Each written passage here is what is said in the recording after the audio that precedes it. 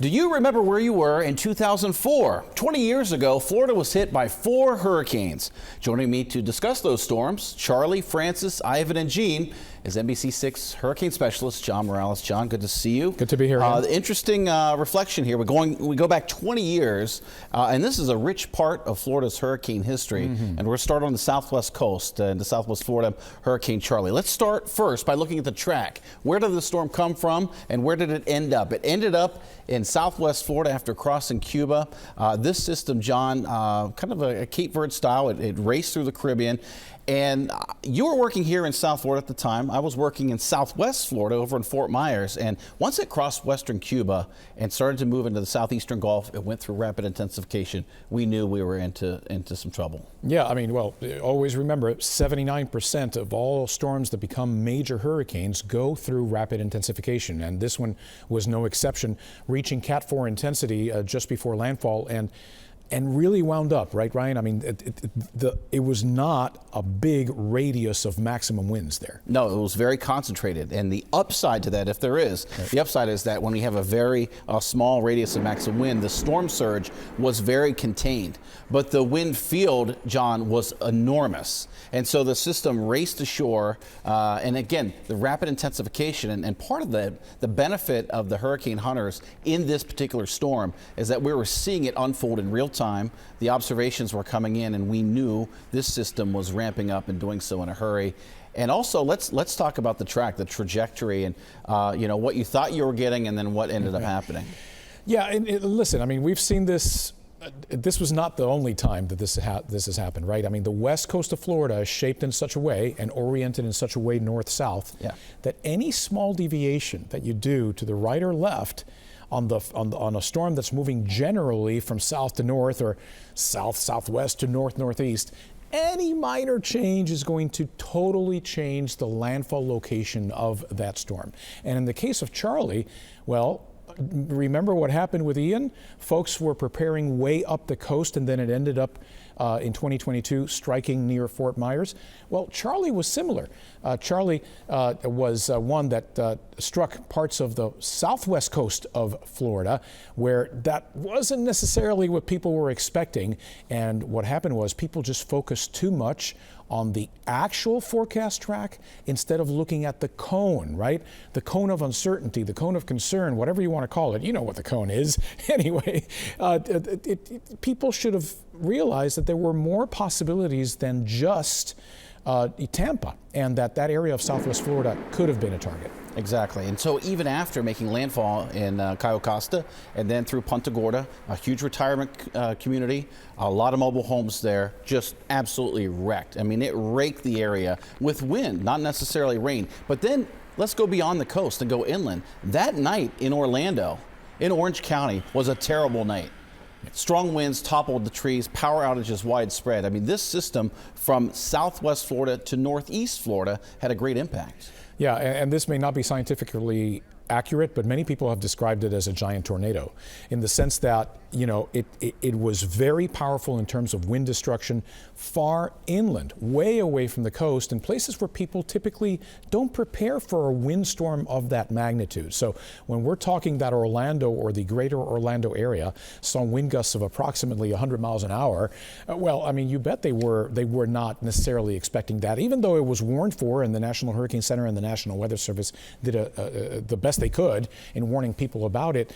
People were still surprised as to how much wind damage there was from Hurricane Charlie. So that was August 13th with Charlie. Then we advance. We get through August. We're trying to recover from Charlie. Then we get into early September, and we're focused on Hurricane Francis. And this system further off to the east and a different approach to the Florida Peninsula. The west coast not necessarily threatened, but the east coast certainly. Let's look at the track on Francis. Again, this is the second hurricane on deck to hit Florida in 2004. This was September 5th. The problem with this system, John, it meandered across the northwestern Bahamas and then eventually made landfall up just north of Palm Beach. And the impacts were far and wide because this system had a huge eye.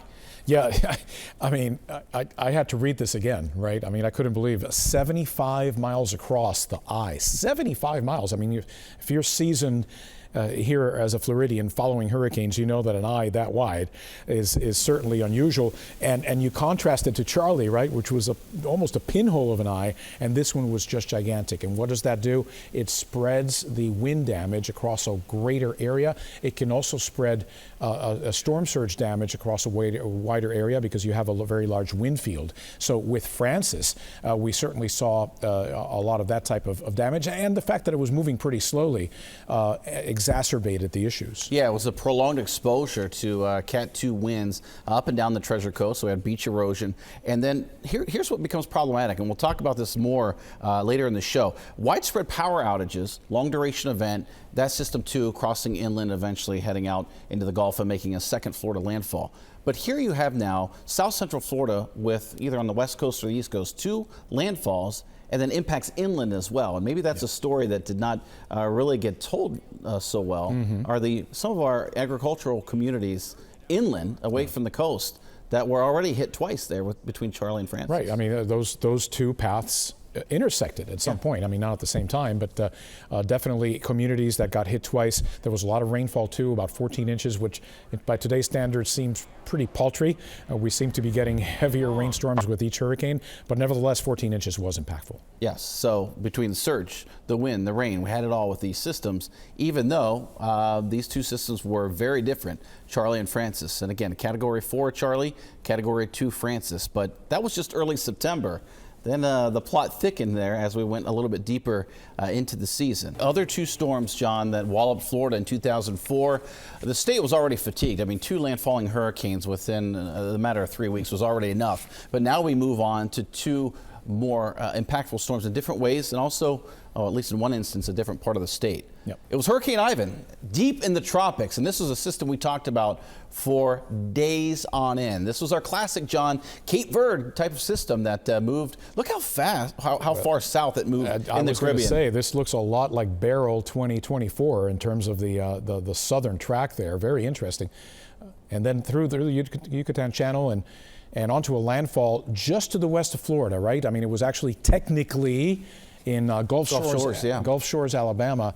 But again, if you're a seasoned Floridian, you know how these things work. There's your counterclockwise flow, and what's happening with the wind and the water, it's being driven onshore to the Florida Panhandle. So Ivan is best remembered for a large storm surge, which did a lot of damage in the Panhandle. Yeah, and then keep in mind, we were a state that was already fatigued and then on guard.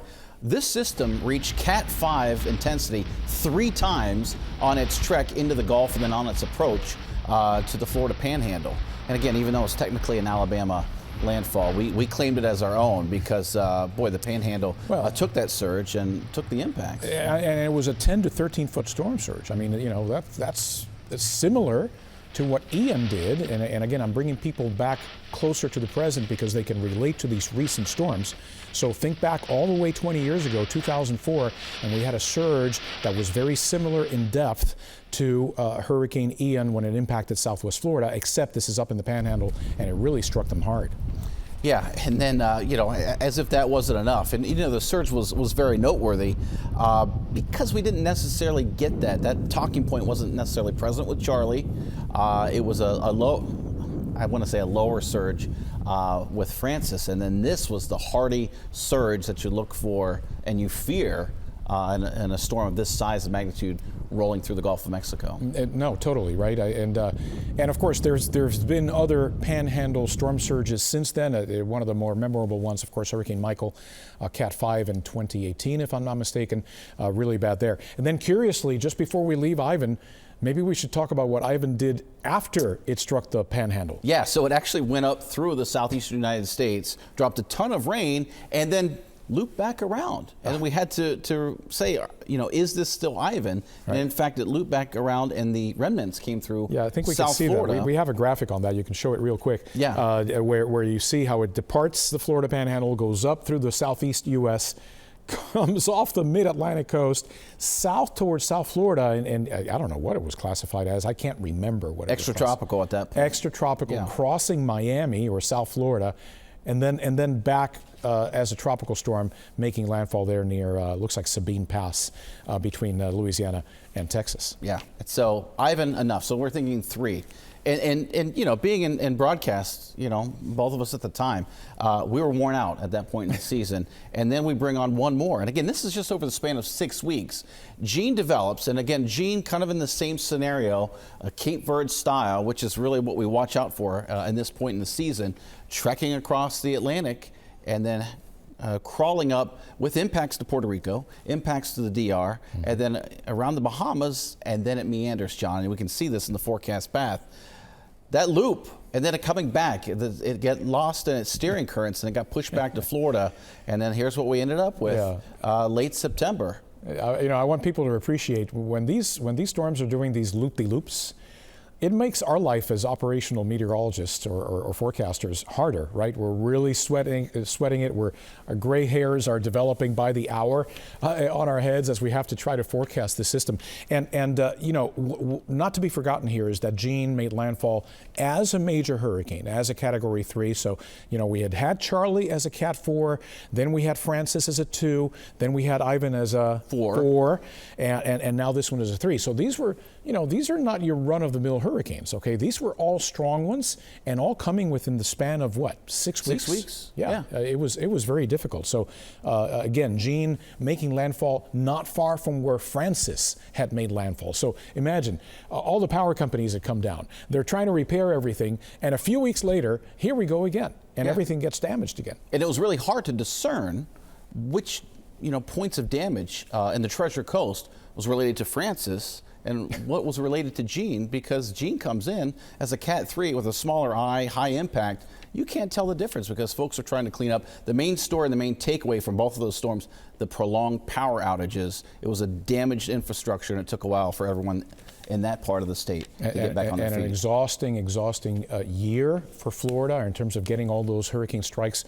And should we mention, of course, that South Florida managed to escape all of that, right? Of course, the next year we had the impact of 2 hurricanes in South Florida, which were Katrina and Wilma in 2005. So that year and a half or 2-year stretch for everyone in Florida was very, very difficult. It was very difficult. It did heighten the awareness. It certainly challenged the state operationally. It challenged FEMA. It challenged the insurance industry. And might I add, some folks ask, you know, well, what were the conditions? That was a neutral season. It was not El Nino. It was not La Nina. That was a neutral season, and we ended up with a historic season in Florida. Yeah, it sure was. So that you know, that overall look back, John, which somehow we can do, having been around the block long enough. It's still present in our minds, but we fear that over 2 decades, folks have forgotten. And of course, our population has turned over. So something to keep in mind as you prepare. Hey, a reminder for you, sign up for the NBC6 First Alert Weather Newsletter. Just scan that QR code right there on your screen. Or, of course, you could visit NBC6.com. We update it several times throughout the week between John and I. There you will find not only the latest tropical information, but also, of course, our expert analysis. John Morales, a hurricane specialist, thanks for joining us and your personal reflection on what was a historic season. Very memorable. Let's not do that again. Let's not do that again. Right? Folks, thanks for joining us. For John, I'm Ryan. Hope you have a good day.